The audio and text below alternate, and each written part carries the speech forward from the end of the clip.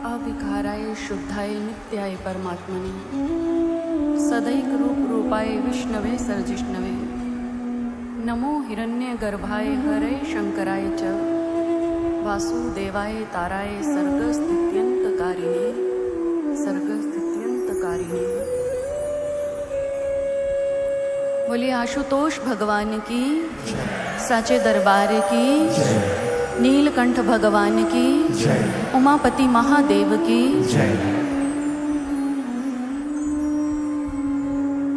परम पूजनीय परम वंदनीय सर्व श्री आशुतोष महाराज जी के कृपा हस्त तले आइए भगवत प्रेमियों, एक बार पुनः बढ़ चलते हैं प्रभु की पावन कथा को श्रवण करते हुए आध्यात्मिक यात्रा की ओर।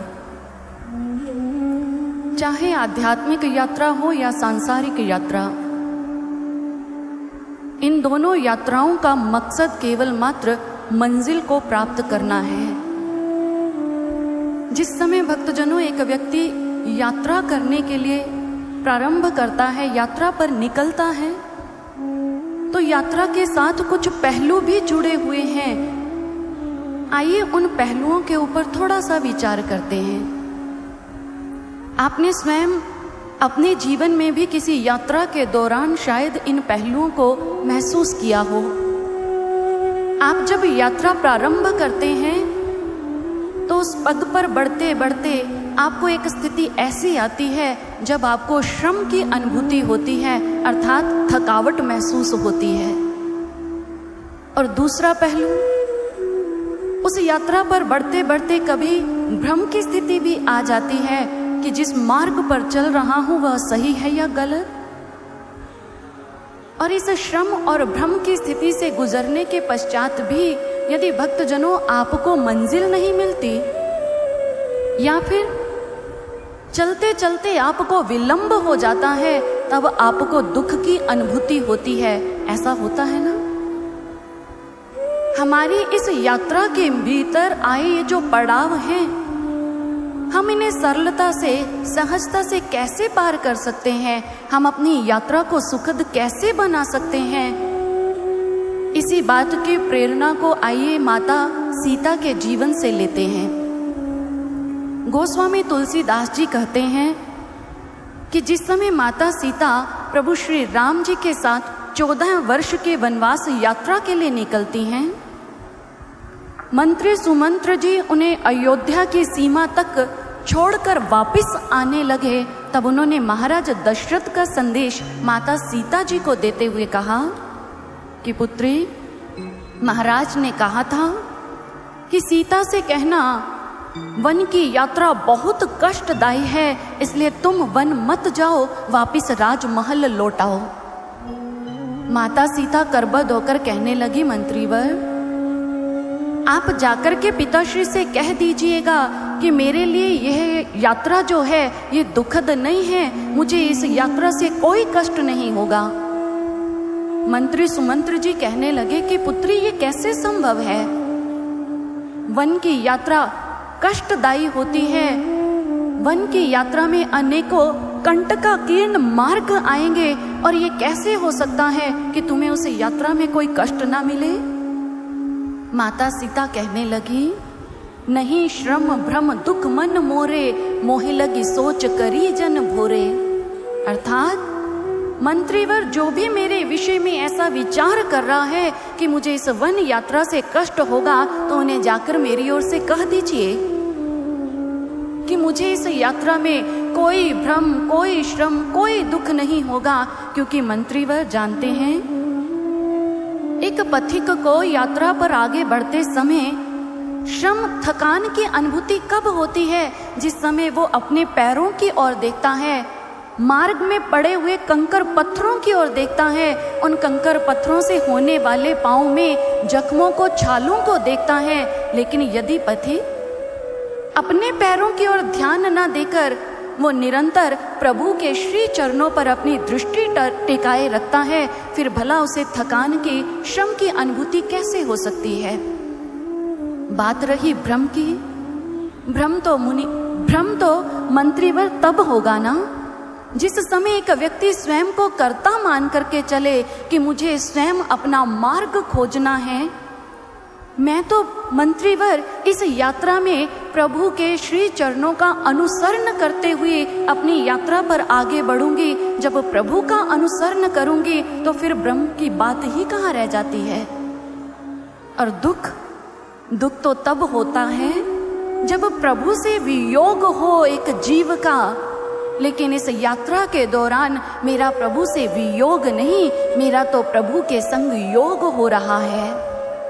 प्रभु हर पल मेरे संग रहेंगे, मैं प्रभु का दर्शन प्राप्त करती रहूंगी। फिर बताइए मुझे इस यात्रा में दुख कैसे हो सकता है।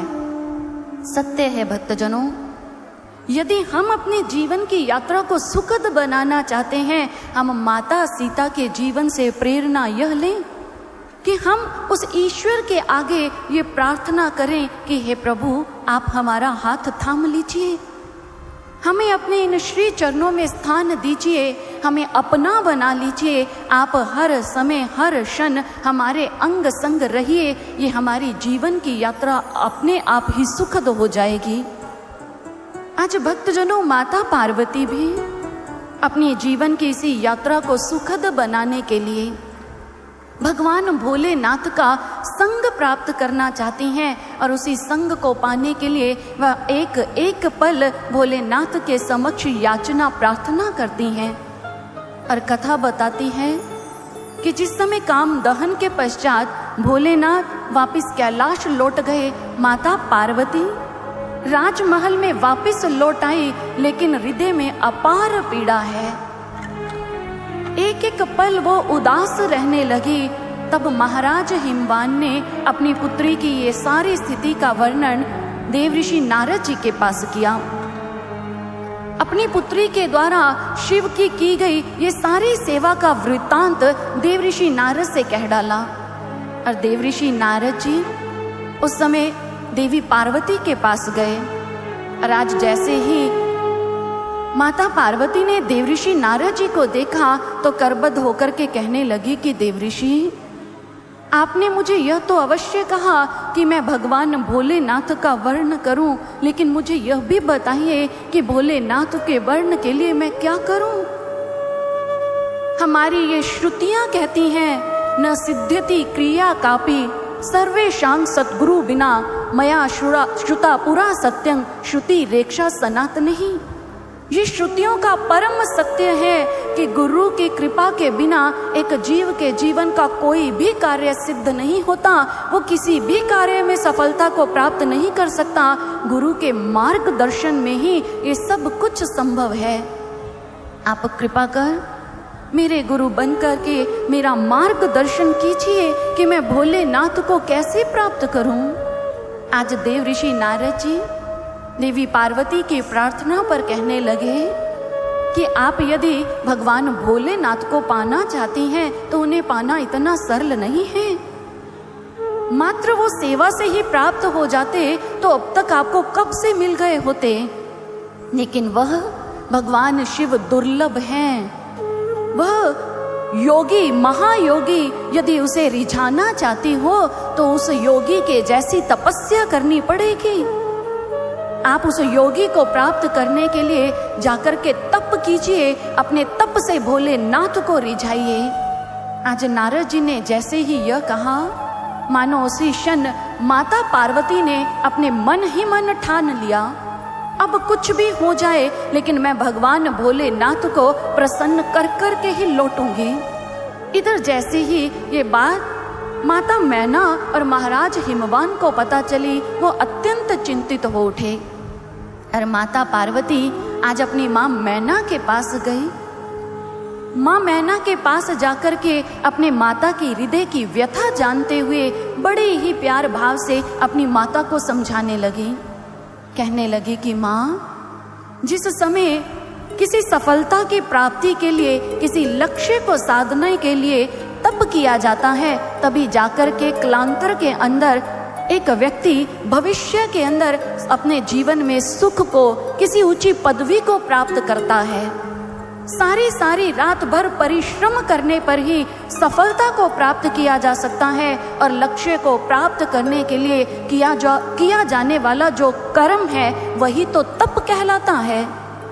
तप के बिना आज तक भला किसने अपने जीवन में अपने लक्ष्य को साधा है। इसलिए माँ, आप मेरे लिए चिंता मत कीजिए, मुझे अपना आशीर्वाद दीजिए।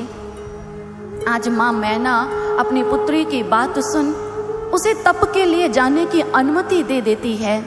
और माँ पार्वती आज राजमहल के सुखों का परित्याग कर, राजसी वेशभूषा का परित्याग कर, आज एक तपस्विनी का स्वरूप धारण करके चल दी हिमालय की सबसे ऊंची पर्वत पर, ऊंची शिला के ऊपर, ऊंची चोटी पर जाकर आज भगवान भोलेनाथ का अपने समक्ष प्रतिबिंब स्थापित किया। ज्योतिर्लिंग को स्थापित कर आज भगवान भोलेनाथ की तपस्या करने लगी। कंद मूल का त्याग करके आज कठिन तप कर रही हैं। एक समय ऐसा आया कि माँ पार्वती ने कंद मूल फल सब कुछ त्याग दिया, जिस कारण माता पार्वती का एक नाम जगत में अपर्णा भी हुआ। वो माता पार्वती अपने तप के अंदर लीन है। अपनी आने जाने वाली एक एक श्वास में वह भगवान भोलेनाथ का चिंतन कर रही हैं, भगवान भोलेनाथ को रिझाने के लिए तत्पर हैं। और इधर जैसे जैसे माँ पार्वती का तप बढ़ता चला गया, माँ पार्वती के तप की जो अग्नि है मानो आज तीनों लोकों तक पहुँचने लगी। इधर तप के प्रभाव से उधर इंद्र देव का सिंहासन डगमगाने लगा, और उस समय इंद्र समस्त देवताओं के साथ एकत्रित हुए।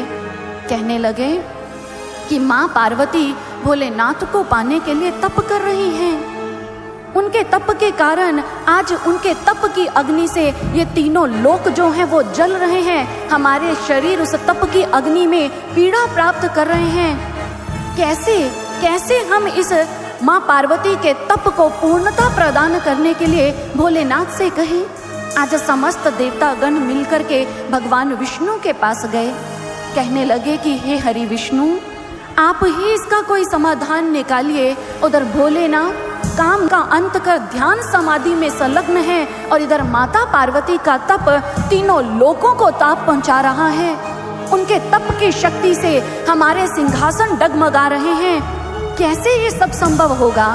श्री हरि विष्णु कहने लगे कि इसके लिए हम सबको चल करके श्री भोलेनाथ के समक्ष जाकर के प्रार्थना करनी होगी। और आज एकाएक समस्त देवगण भगवान विष्णु के संग मिलकर कैलाश पर्वत पर आए, और इधर समस्त देवतागणों ने आज श्री हरि से कहा कि आप ही भोलेनाथ से कहिए कि वो पार्वती के मनोरथ को सिद्ध करें। और एकाएक आज श्री हरि आगे आए, विचार कर रहे हैं कि भगवान भोलेनाथ ने मेरे ही रामा अवतार के कारण सती का परित्याग भोलेनाथ को करना पड़ा, मुझे ही जाकर के इनसे ये अनुरोध करना होगा। और एकाएक आगे आए भोलेनाथ जो नेत्र मूंद कर ध्यान में बैठे हैं। श्री हरि बड़े ही मधुर स्वर से आवाज लगाते कहने लगे, भोलेनाथ भोलेनाथ। इधर भोलेनाथ जो ध्यान में बैठे थे मानो अपने अंतःकरण में ही टटोलने लगे। इधर श्री हरि पुनः बोले, कहने लगे कि भोलेनाथ अपने नेत्र तो खोलिए जरा। एकाएक आज भोलेनाथ ने अपने नेत्र खोले और अपने समक्ष समस्त देवगणों को श्री हरि के संग देखा तो कहने लगे कि देवगणों, आज आप सबका कैलाश पर्वत पर किस प्रयोजन हेतु आगमन हुआ है? श्री हरि एकाएक कहने लगे कि भोलेनाथ, आज हम आपसे एक अनुरोध करने आए हैं। भोलेनाथ कहने लगे कि श्री हरि, आप अनुरोध नहीं, आप मुझे आज्ञा दीजिए, मुझे क्या करना है? श्री हरि कहने लगे कि यदि ऐसी बात है तो आज मैं आपसे अनुरोध नहीं, मैं आपको फिर आज्ञा ही देता हूँ। आप माता पार्वती के मनोरथ को पूर्ण कर उनके संग विवाह कर लीजिए। भगवान भोलेनाथ ने सुना, कहने लगे नहीं नहीं श्री हरि, मैं एक बार विवाह करके देख चुका हूँ, अब पुनः विवाह करने की इच्छा नहीं होती। श्री हरि कहने लगे कि भोलेनाथ, हम जानते हैं कि आपकी विवाह की कोई इच्छा नहीं, आप किसी सांसारिक बंधन में नहीं पड़ना चाहते, लेकिन आपको यह विवाह संसार के हित के लिए करना है, इसलिए हम सभी आपसे यह अनुरोध करते हैं कि आप माता पार्वती के संग विवाह कर समस्त देवताओं को, समस्त देवगणों का कल्याण कीजिए। भगवान भोलेनाथ सबके हित का विचार करते, उनके अनुरोध को स्वीकार्य करते कहने लगे, ठीक है श्रीहरि, यदि आपकी यही आज्ञा है, यही इच्छा है, तो मैं आपकी इस आज्ञा को शिरोधार्य करता हूँ। श्री हरि ने इतना सुना, एकाएक कहने लगे, नहीं नहीं भोलेनाथ, आप मेरी आज्ञा को शिरोधार्य मत कीजिए। भोलेनाथ कहने लगे, श्री हरि ये कैसी बात कर रहे हैं? आप ही ने तो कहा कि मैं आपकी आज्ञा का पालन करूं। श्री हरि कहने लगे, कहा मैंने आपको अवश्य, लेकिन भोलेनाथ आप मेरी आज्ञा को शिरोधार्य मत कीजिए, क्योंकि आपके इस मस्तक पर से क्या बहती है जी? क्या बहती है पता है? गंगा। श्री हरि कहने लगे, हम जानते हैं आपके इन जटाओं में से मस्तक पे से गंगा बहती है। यदि कहीं उसी गंगा के प्रवाह में हमारी आज्ञा भी साथ ही बह गई तो हमें फिर से आपको मनाना पड़ेगा, इसलिए अनुरोध है कि हमारी आज्ञा को आप शिरोधार्य मत कीजिए। भोलेनाथ मुस्कुरा दिए, कहने लगे, ठीक है श्री हरि, हम आपकी आज्ञा को शिरोधार्य नहीं हृदयस्थ करते हैं, हम अपने हृदय से आपकी आज्ञा को स्वीकार करते हैं। लेकिन पार्वती के मनोरथ को पूर्ण करने में अभी कुछ समय शेष है, इसलिए आप धैर्य रखें। आज जैसे ही प्रभु ने अनुमति दी, सब प्रसन्न होकर अपने अपने धाम की ओर लौट गए। और इधर माता पार्वती, उनका जो तप है वो चरम सीमा की ओर बढ़ता चला जा रहा है। आज उनके तप के प्रभाव को देखकर भगवान भोलेनाथ भी मानो उनके हृदय तक भी वो भाव तरंगे पहुंची।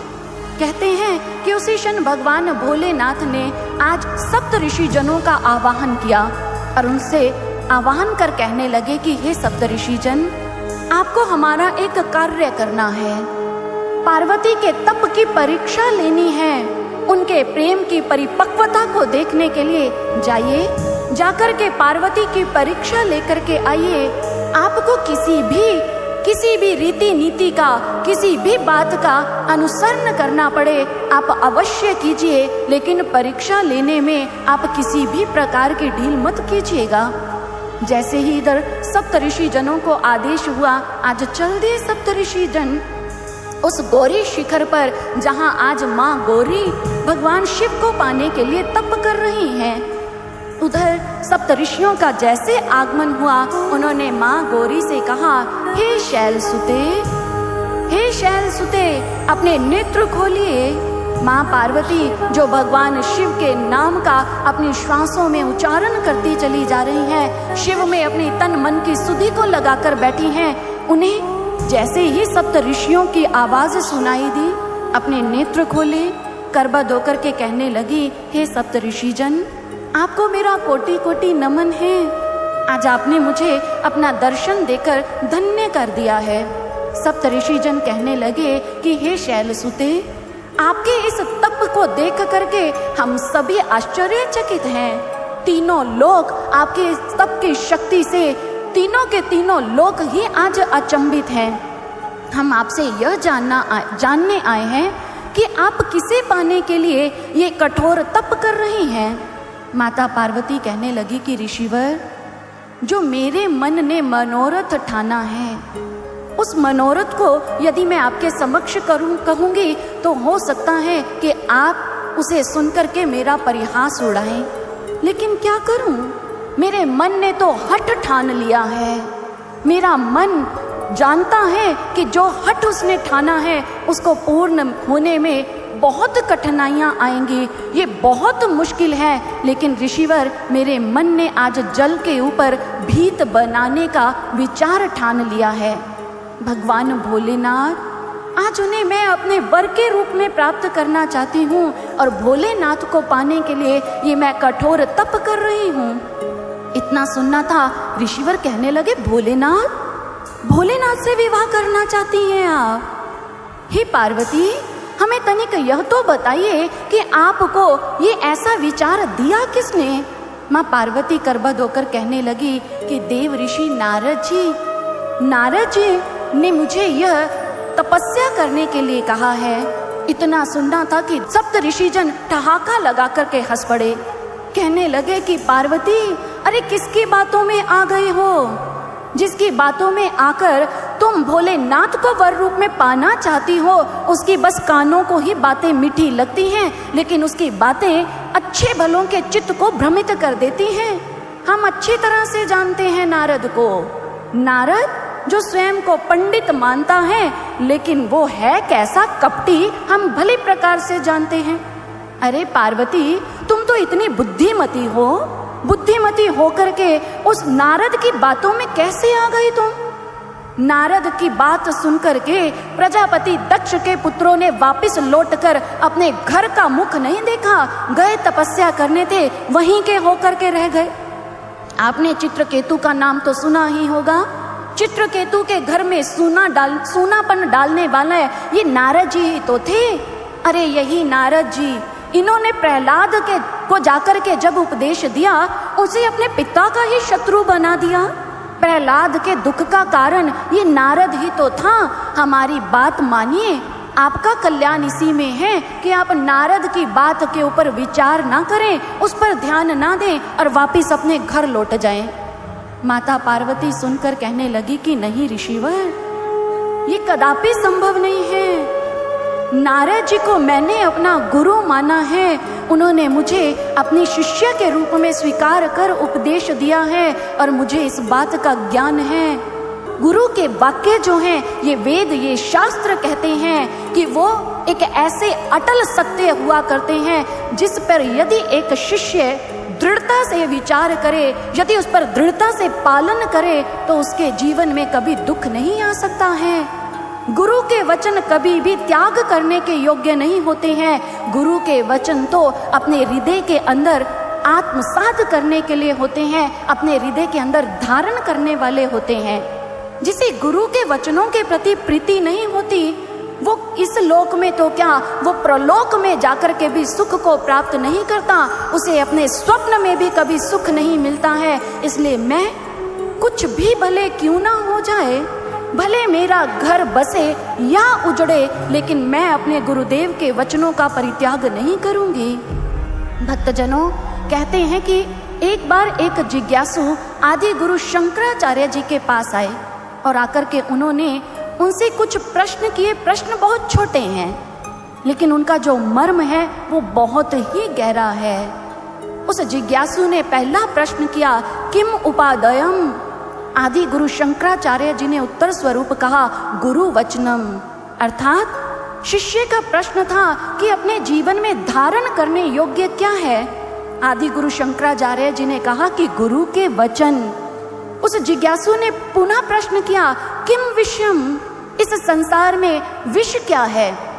आदि गुरु शंकराचार्य जी ने उत्तर देते कहा, अवधीर्णा गुरुषु, अर्थात गुरु आज्ञा की अवहेलना, गुरु वचनों की अवहेलना, ये सबसे बड़ा जीवन के अंदर विष है, दुख देने वाली बात है। भक्तजनों, एक शिष्य को तो सदैव ये चाहिए कि वे अपने गुरु के वचनों का पालन करे, बिना किंतु बिना परंतु किए, क्योंकि जो गुरु के मुख से निकले हुए वचन है वो अमोघ बाण की तरह होते हैं, जिसे काटने का, रोकने का सामर्थ्य काल के अंदर तो क्या, स्वयं महाकाल के अंदर भी नहीं होता है। गुरु के मुख से निकले वचन एक ऐसे शक्ति के पुंज हुआ करते हैं जिसे पूर्ण करने के लिए पूरी सृष्टि आंदोलित हो जाया करती है। स्वयं भगवान शिव नारद जी को समझाते हुए कहते हैं, गुरु वक्त्रे स्थितम ब्रह्म प्राप्यते, अर्थात गुरु के वचन ऐसे हैं जिसका यदि एक शिष्य अपने जीवन में पालन करे तो वह ब्रह्म की प्राप्ति को कर लेता है, ईश्वर को प्राप्त कर लेता है। इसलिए गुरु के मुख से निकले वचन साधारण शब्द नहीं होते, वो ब्रह्म वाक्य हुआ करते हैं। भक्तजनों, गुरु के मुख से निकले वचन कभी भी निरर्थक या निष्फल नहीं जाते हैं। सर्वश्री आशुतोष महाराज जी एक कहानी सुनाया करते हैं। एक बार भगवान महावीर जी अपने शिष्यों के साथ बैठे थे और अपने शिष्यों को प्रवचन देते हुए उन्होंने कहा कि गुरु के मुख से निकला गया प्रत्येक वाक्य सत्य होता है, उसे कोई भी टाल नहीं सकता। ये बात जब सभी शिष्य सुन रहे थे तो एक शिष्य के मन में ये विचार आया, ये भला कैसे संभव है कि उनके मुख से निकला कोई भी विचार वो कभी भी टलता ना हो, प्रत्येक वचन सत्य को प्राप्त होता है। कुछ दिन व्यतीत हुए, भगवान महावीर जी के साथ उसी शिष्य को एक बाग में भ्रमण करने का मौका मिला और उस शिष्य की नजर एक पौधे के ऊपर गई। उसने उसी क्षण भगवान महावीर से पूछा कि भगवान यह बताइए, क्या ये पौधा वृक्ष बन पाएगा? महावीर जी ने अपनी ओजस्वी वाणी से कहा, हाँ, ये पौधा एक दिन इतना विशाल वृक्ष बनेगा, इसके ऊपर फल फूल आएंगे, ये हरियाली से लद जाएगा और इसकी छाया तले यात्री आकर विश्राम को प्राप्त करेंगे। इतना कहकर भगवान महावीर वहां से चले गए। वो शिष्य उस पौधे को देखने लगा, ना जाने उसके मन में क्या आया और आगे बढ़ा। उसने उस जमीन में से पौधे को उखाड़ करके फेंक दिया। वे जानना चाहता था कि क्या ये सत्य है कि गुरु के मुख से निकला वचन वो कभी भी ना टले। अब क्या था, समय की गति आगे बढ़ी। बहुत समय गुजर जाने के पश्चात 5 या 6 वर्ष के पश्चात लगभग वही शिष्य उसी बाग में भगवान महावीर के साथ पुनः भ्रमण करते हुए आया। बहुत अधिक गर्मी थी, ताप के कारण, गर्मी सहन न कर पाने के कारण वह दौड़ा गया और एक वृक्ष के नीचे जाकर के खड़ा हो गया। भगवान महावीर उसके समीप गए और जाकर के कहने लगे, वत्स, जानते हो ये वृक्ष कौन सा है? ये वही वृक्ष है जिसके बारे में तुमने हमसे पूछा था, क्या ये पौधा वृक्ष बनेगा? देखो आज कितना सुंदर हरा भरा है, कितनी शीतल ठंडी छाया है जिसके नीचे तुम खड़े होकर के शीतलता को प्राप्त कर रहे हो। इतना सुनना था कि वह शिष्य आश्चर्यचकित रह गया।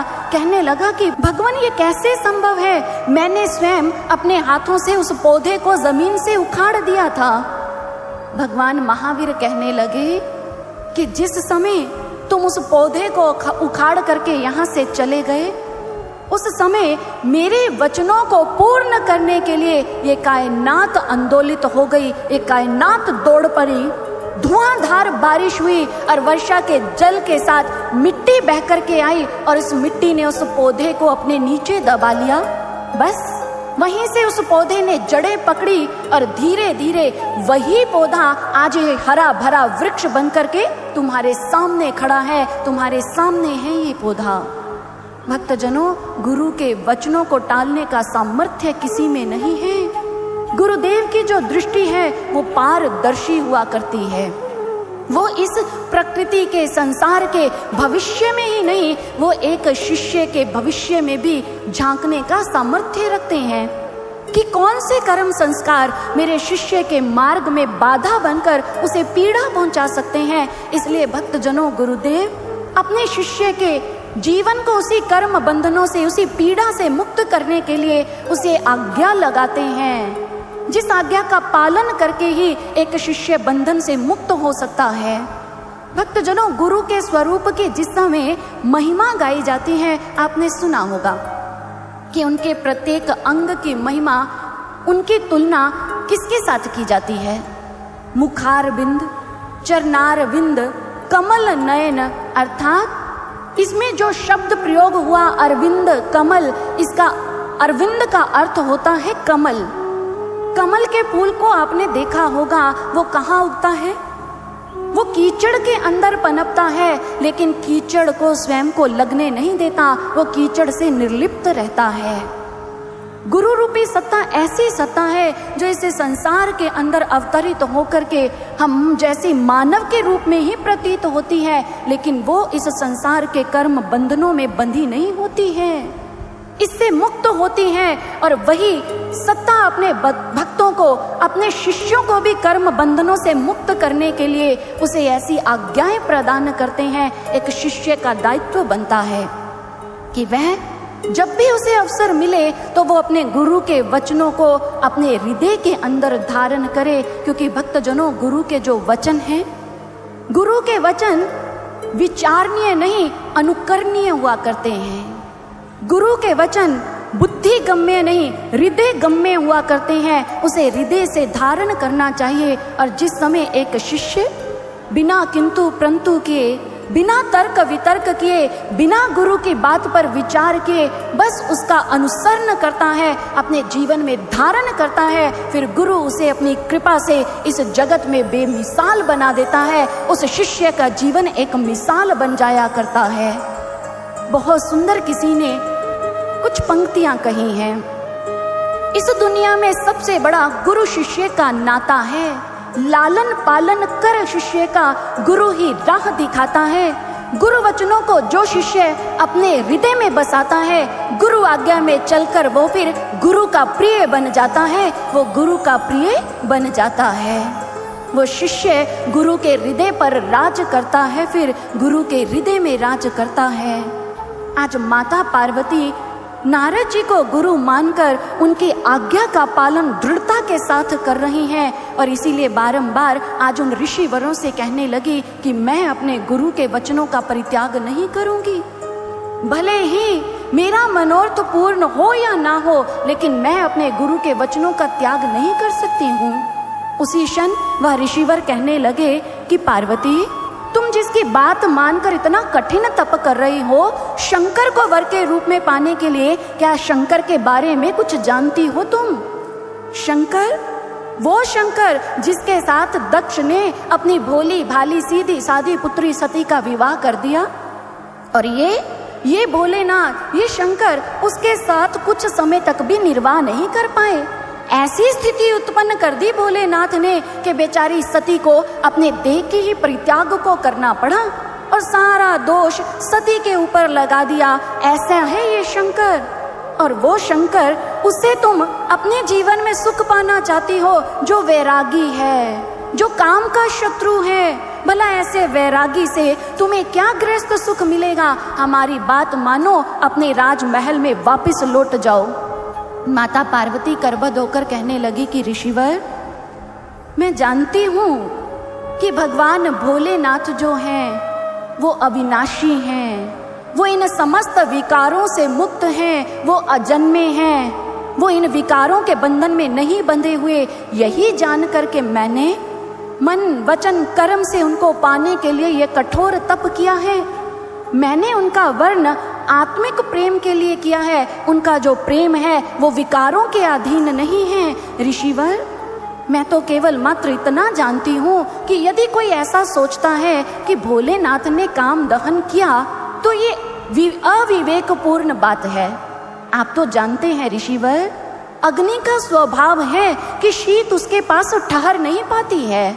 बर्फ यदि अग्नि के पास जाएगी तो वो पिघल ही जाएगी।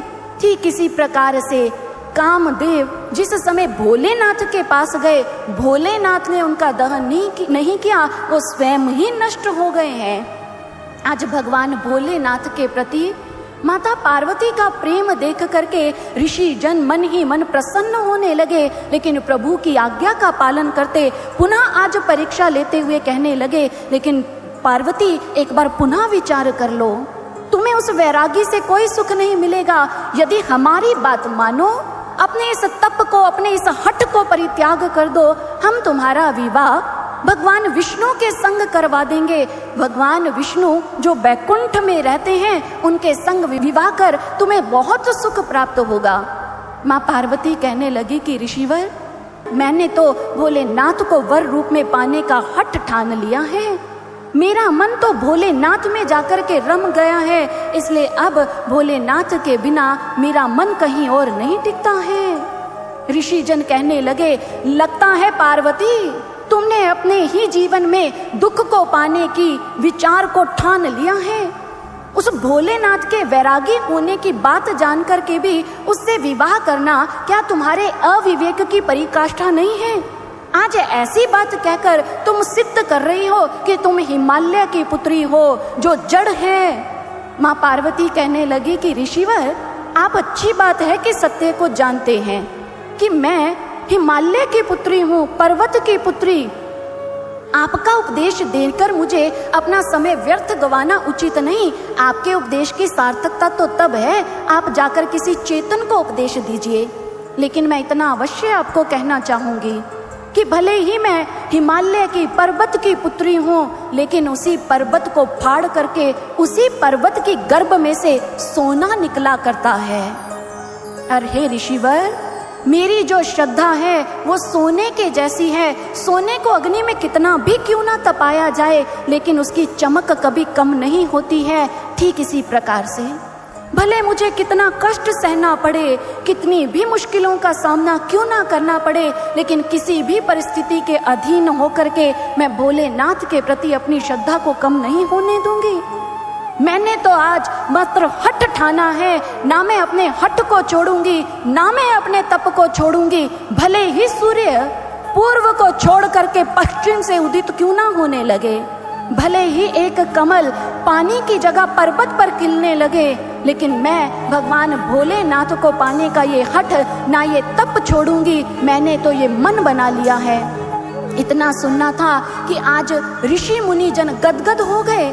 माता पार्वती उन ऋषि मुनियों को ऐसा कहकर उनको प्रणाम कर पुनः आंखें मूंद कर ध्यान की अवस्था में बैठ गई। और इधर ऋषि मुनि जन आज पार्वती को अपनी परीक्षा में उत्तीर्ण हुए देखकर आज उनकी जय जयकार कर उठे। धन्य है माँ पार्वती आप, आपके जैसा हठ, आपके जैसा तप करने वाला कोई दूसरा और नहीं मिलेगा। आज ऋषि गणों के संग संग समस्त देवगण भी माता पार्वती की इस परीक्षा में उत्तीर्ण होने पर उनका स्तुति गान करते, उनके इस हठ, उनके तप को देख करके आज माता पार्वती के बारे में क्या कहते हैं, आइए श्रवण करते हैं।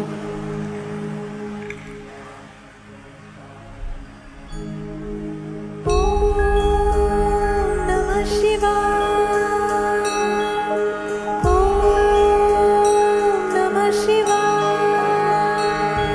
हर संकट से टकराने वो महादेव को पाने,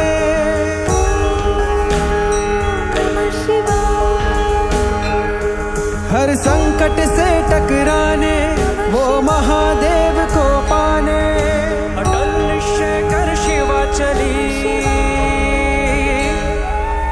अपने शिव को पाने। वो महाहठी वो महातपी हर संकट से टकराने, अटल निश्चय कर शिवा चली है अपने शिव को पाने। वो महाहठी वो महातपी हर संकट से टकराने, अटल निश्चय कर शिवा चली है अपने शिव को पाने।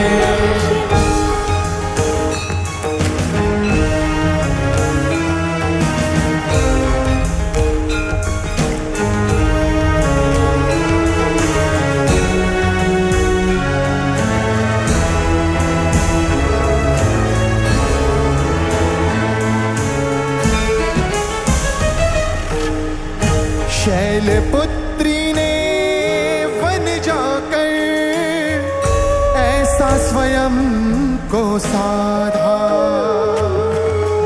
बनकर शैल सही तन पर हर विपदा हर बाधा, स्वयं को ऐसा साधा पार करी हर बाधा, स्वयं को ऐसा साधा पार करी हर बाधा।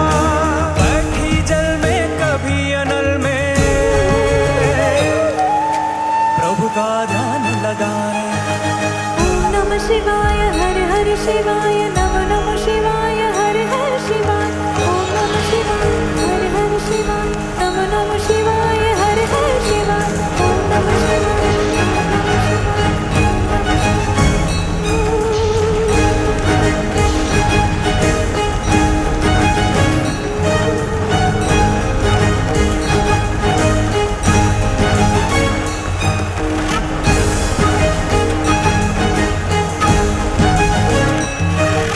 देख तपस्या महागौरी की, कांपे देव असुर सब। ली परीक्षा ऋषि मुनियों ने, उमा छोड़ो बहुत हुआ तब।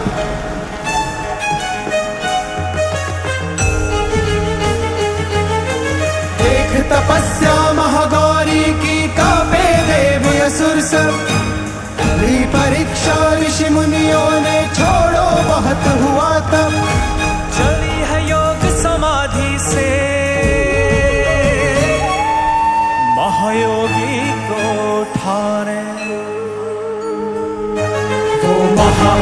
वो महातपी हर संकट से टकराने, अटल निश्चय कर शिवा चली है अपने शिव को पाने। वो महाहठी वो महातपी हर संकट से टकराने, अटल निश्चय कर शिवा चली है अपने शिव को पाने। वो महाहठी वो महातपी हर संकट से टकराने, अटल निश्चय कर शिवा चली है अपने शिव को पाने।